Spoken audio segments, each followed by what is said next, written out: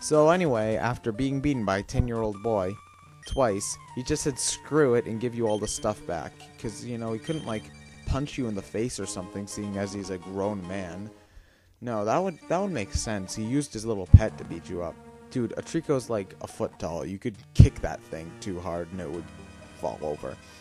So anyway, this is Mr. Briny. He's one of the more important characters in the game because he helps you out. And we'll be seeing him in a little bit. You know that empty cottage? Yeah, he lives there. We're gonna go talk to him in just a minute, but we've got some side quests to do first. Yeah, I jump cutted out of the cave because I ran into a few wild encounters and there's nothing that happens. So anyway, yeah, this is the rest house. They talk about how, you know, there are Pokemon in here and we gotta protect the environment by not digging through with tools. Yada yada yada, all hail Al Gore and his environmentalist message, hooray. But the thing is that guy who we saw outside is digging through the tunnel without any tools at all. So, and he's done a pretty good job because he's only got one rock left. But at some point we're going to have to get the rock smash TM and break down that last rock for him. And we'll see him again. He'll actually give us the strength HM, which we'll need later in the game. Now I go up here to this area to get a few extra things. This is the cut. You can cut here. Now if you play your cards right, you can actually go through this entire section without fighting any trainers at all. But I fight them for experience just because I want to be properly leveled.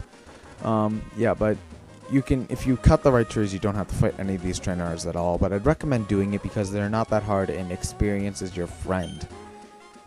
But the item, and besides, you're going to want the experience more than the items up here because the items are pretty lame. You get an ether, which is useful, but not that useful. And you get these berries, a total of 4 Chesto berries and 6 of these other berries that I don't know what they do. As I said, Chesto berries are useful. They can help you heal from sleep, which is a pretty annoying effect.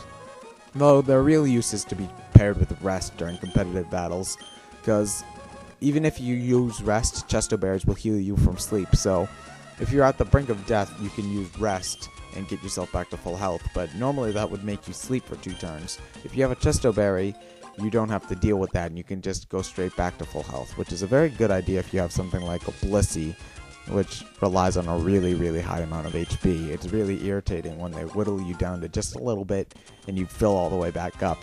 I just love the look on my opponent's faces when they do that. Well, when I do that, I should say. I'm not really that big into competitive battling. Oh, and another note. Yes, everybody who gave me their heart gold / soul silver friend codes. I am going to do stuff. I've just been busy. I will do battles and trades with you, I promise. So yeah, we gave him back his stuff and he gives you another great ball. At this point you should be using pretty much only great balls because I'm pretty sure they sell them in the store at this point.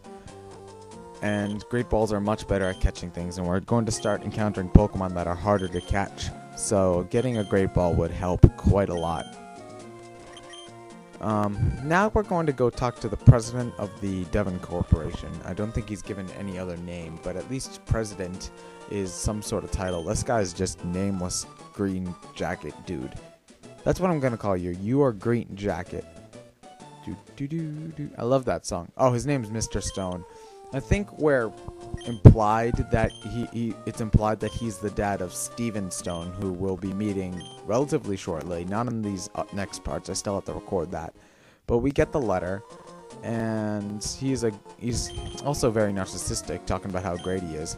But he's going to give you the Pokénav. Now, the Pokénav is pretty much Ruby and Sapphire's equivalent of the Poké-Gear. It allows us to fight trainers again, which is very helpful for experience grinding. It also allows us to compare our Pokemon's stats for contests, and it's also the town map. This is what the Hoenn map looks like. I like this map. I spent a lot of time playing through it. I've attached myself to it. There's a whole lot of water, but yeah, I can deal, I guess. I'm not the biggest fan of surfing. I don't like the surf music in any of them.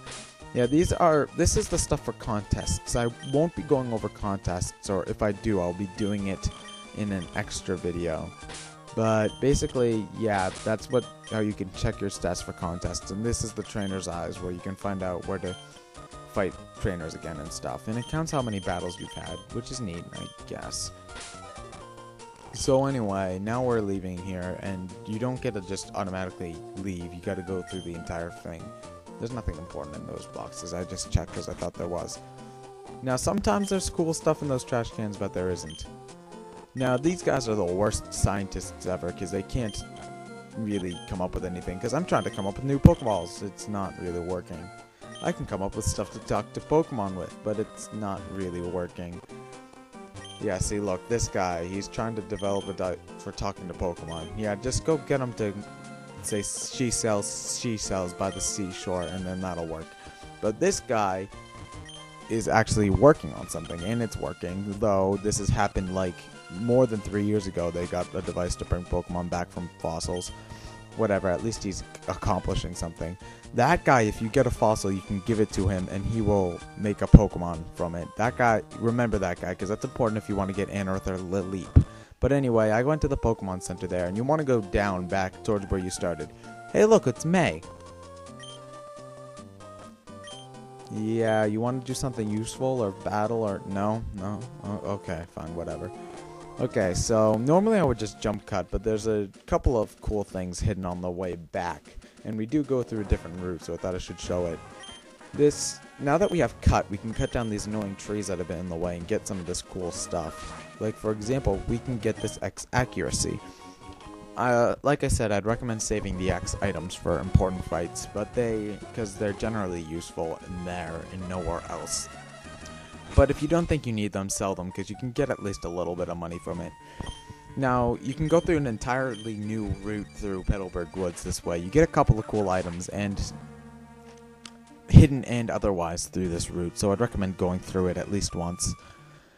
For example, hidden right here, once I position myself to get it, is a tiny mushroom. You can sell these for some money at the shop. Not a whole lot, but a decent amount, especially for early in the adventure. Now you're going to want to talk to this girl here, especially if you picked Trico like me, because she gives you the Miracle Seed. Now this is the first held item that we've really gotten. But basically, if you give it to a Pokemon, it ups the power of the grass type moves. So I'm giving it to Nairman here, just for now at least, and it's going to up his attack of his Azorb, which will help a lot. Especially considering that grass type moves are generally not the most powerful in the world. Now, yeah, I do have the backtrack for that item there. I forgot that it existed. Yeah. Okay, and here we can find a Great Ball. So we've got like 4 of these things now, so you shouldn't really have any problem catching things. You don't need to catch that many Pokemon in this game. I don't think there's really any Pokedex required stuff at all, to be honest. And here's an X attack, works pretty much the same as all the other X items. Save it for boss fights, and that's about it.